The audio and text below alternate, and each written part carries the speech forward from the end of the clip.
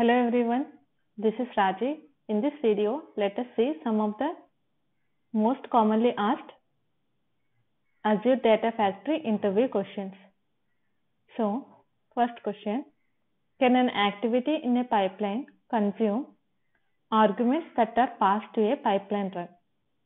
So, each activity within the pipeline can consume the parameter values that pass to the pipeline and run with the at the parameter constraint. So, yes. So, an activity can be passed to a pipeline. Next question. What are the methods to execute Azure Data Factory pipeline?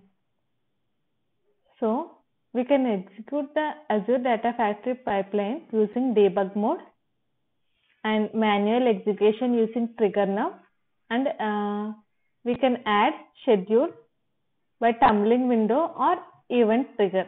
So these are the three methods that we can use to execute Azure Data Factory pipeline. Next question.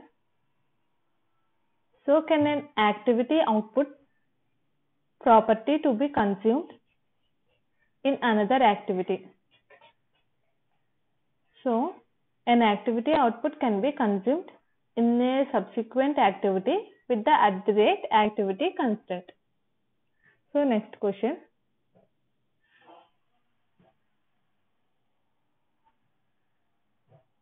So how we can access the data using other 90 dataset types in Data Factory?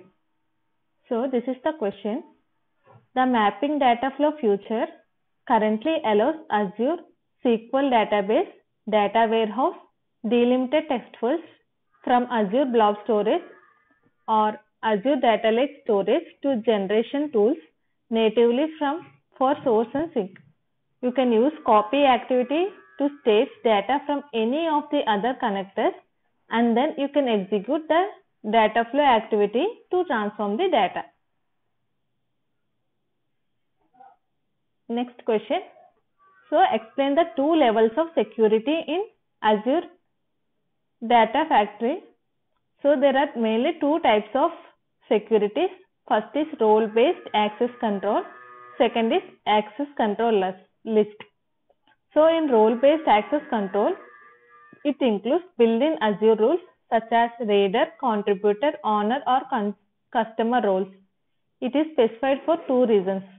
The first is who can manage the service itself, and the second is to permit the reasons is to permit the user built-in data explorer tools. So second one is access control list. Azure Data Lake Storage specifies precisely which data object users may read or write or execute. So next question is, what is Azure Stable Storage?